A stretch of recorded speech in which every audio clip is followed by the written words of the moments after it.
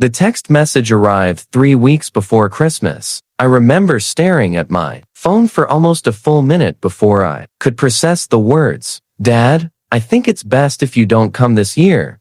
That was it. No explanation, no phone call, just a message from my daughter, Emily. I was sitting alone in my small apartment in Phoenix, Arizona, eating leftover soup from the night before. Outside, Christmas decorations were already appearing across the neighborhood. Families were putting lights on their roofs. Children were riding bikes with Santa hats on. Meanwhile, sat frozen, rereading the message over and over. Emily was my only child. After her mother passed away when Emily was 15, it had always been the two of us against the world. I worked construction jobs during the day and drove delivery trucks at night to keep food on the table. I missed birthdays, school plays, and weekends because I was trying to make sure she had opportunities I never had. When she graduated college, I cried harder than she did. Watching her walk across that stage felt like every sacrifice had finally meant something. Then she met her husband, Ryan. At first,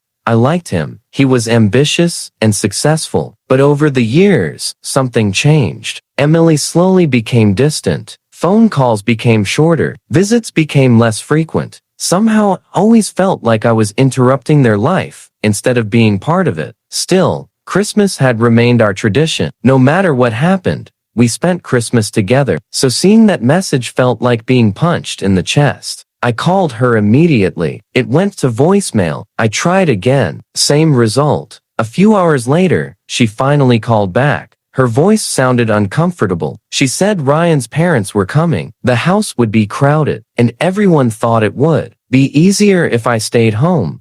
This year, easier. The word echoed in my mind. I asked if that was really what she wanted. There was a long silence before she quietly said, yes. I told her I understood, even though I didn't. After we hung up, I sat in the dark for hours. For the first time in my life, I felt completely unnecessary. The next morning, I went to work at the city maintenance department where I repaired public facilities. Nobody knew what had happened. I smiled and carried on, but inside, something had broken. Christmas had always been the one thing I could count on. Now even that was gone. What I didn't know then was that this rejection would set off a chain of events that would completely change my life and eventually put my face on television screens across the entire country. The days that followed were harder than I expected. Every store I entered seemed filled with reminders of everything I no longer had. Christmas music played everywhere. Families shopped together, arguing over gifts and laughing over coffee. Meanwhile, I went back to my apartment each night and ate dinner alone. I kept telling myself that Emily had her own life now, and that I should respect her decision. But the truth was, I couldn't stop thinking about it. I replayed our conversation repeatedly, searching for some hidden meaning. Had I done something wrong? Had I become a burden without realizing it? A week before Christmas, I finally decided I couldn't spend the holiday sitting in my apartment, feeling sorry for myself. I signed up to volunteer at a downtown shelter that served meals to homeless families and veterans. It wasn't something I had planned. I simply saw a flyer posted at work and figured it would keep me busy. On my first day there, I met people whose struggles made mine seem small. There was a former teacher living in his car after medical bills wiped out his savings. A young mother was trying to raise 2 children after escaping an abusive relationship. An elderly veteran named Frank had nobody left in his life and spent most days alone. Despite everything they were carrying, many of them still smiled. Many still found reasons to be grateful. That perspective hit me harder than I expected. Soon, I was spending every free evening at the shelter. I repaired broken tables, fixed plumbing issues, painted walls, and helped organize donations. The director, woman named Sandra, quickly realized I could build and repair almost anything. One afternoon, she mentioned that a large section of the shelter's roof was badly damaged. Rain leaked into several rooms whenever storms rolled through. Repair estimates were far beyond their budget. Looking at the damage, I knew it was a major project. But for the first time in weeks, I felt something I hadn't felt since Emily's message arrived. purpose. I called a few old coworkers and friends from construction jobs I'd worked years earlier. To my surprise, several agreed to help. Local suppliers donated materials. Volunteers showed up on weekends. What started as a simple repair project grew into something much larger. By mid-December, dozens of people were involved. Together, we weren't just fixing a roof, we were renovating entire sections of the shelter. The project gave me a reason to wake up excited each morning. For the first time since being told not to come for Christmas, I stopped thinking about what I had lost and started focusing on what I could still give. I had no idea that someone important had begun paying attention to what we were doing, and that attention was about to change everything. By the week of Christmas, the shelter looked completely different from the place I had first walked into. Fresh paint covered the walls. The leaking roof was gone. New lighting had been installed throughout the building. We had repaired broken heating systems, replaced damaged flooring, and transformed several unused storage rooms into temporary family spaces. Every improvement had come from volunteers, donated materials, and countless hours of hard work. What amazed me most wasn't the renovation itself. It was how many people had stepped forward to help once they heard about the project. Neighbors brought food for workers. Local businesses donated supplies. Retired tradesmen showed up with tool belts and decades of experience. Somehow,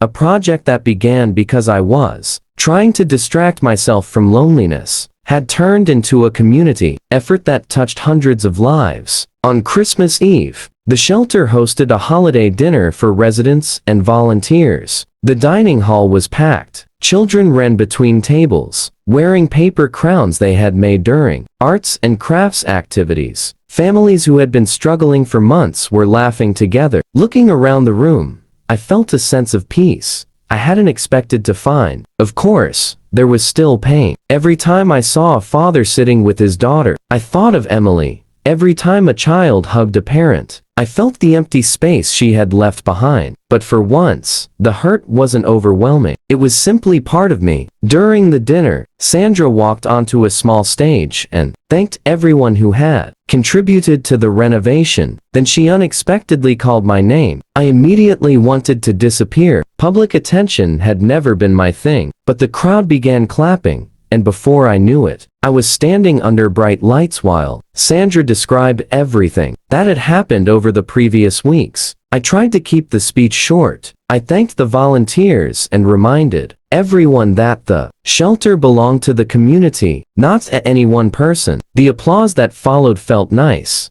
but I honestly thought that was the end of it. What I didn't know was that a local television reporter had been sitting near the back of the room. She had spent the evening interviewing families and documenting the shelter's transformation. The next morning, Christmas Day, a short story about the project aired on a local news station. I never saw it. In fact, I spent most of Christmas helping serve meals and clean up afterward. My phone remained silent all day. No call from Emily, no holiday message, nothing. That evening, exhausted from the long day, I finally returned to my apartment. As I stepped inside, my phone suddenly started vibrating. Then it rang again, and again, and again. Within minutes, I had dozens of missed calls and messages. One message stood out above all the others. It was from Emily, and what she wrote made my heart stop.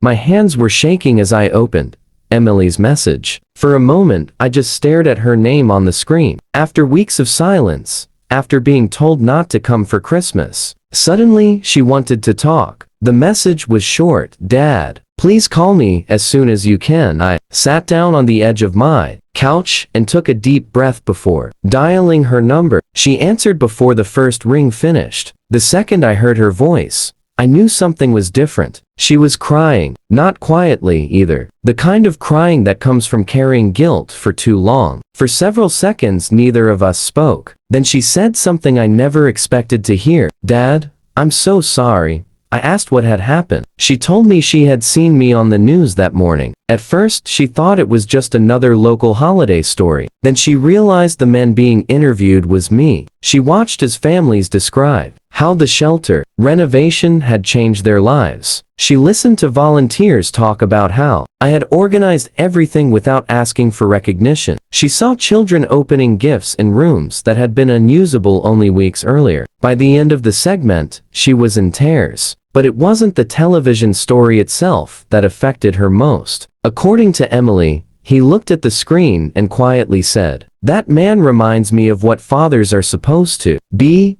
Hearing that from someone she respected hit her harder than she expected. She told me that over the past few years, she had slowly allowed other people to shape her opinions. Ryan often complained that I wasn't successful enough compared to the people in their social circle. He made comments about my old truck, my apartment, and my blue-collar jobs. None of it seemed serious at first, but over time, those comments influenced how she saw me. When Christmas planning started, Ryan suggested there wasn't enough room for everyone. Emily admitted she knew it wasn't true. They could have made room. She just didn't want to create conflict. Listening to her confession hurt more than I wanted to admit. Not because she had excluded me, I already knew that. What hurt was hearing how easily she had let other people diminish everything we had been through together. Yet, as she cried on the phone, I could hear genuine regret. She wasn't making excuses. She was taking responsibility. Then she told me something that completely surprised me. After watching the news segment,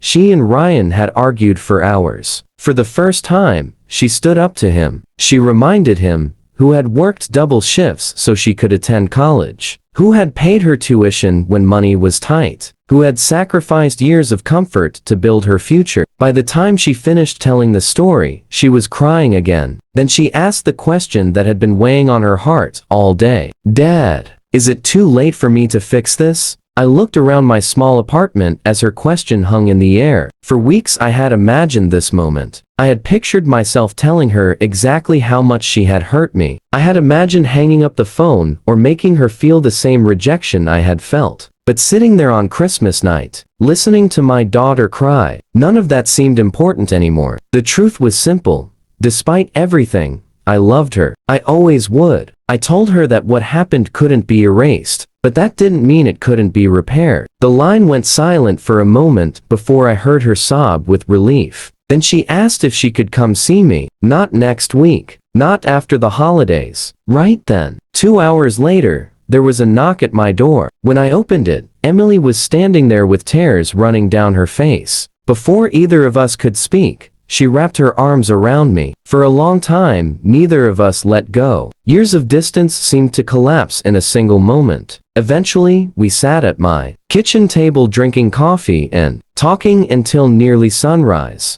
She admitted she had spent too much time measuring people by money, status, and appearances. Somewhere along the way, she had forgotten the values I spent my life trying to teach her. She also told me that her marriage was struggling. Standing up to Ryan had forced her to confront problems she had ignored for years. For the first time, she was questioning whether she had built her life around the wrong priorities. I didn't pretend to have all the answers. I simply listened. Sometimes that's what people need most. Over the following months, our relationship slowly healed. Trust wasn't rebuilt overnight, but it was rebuilt.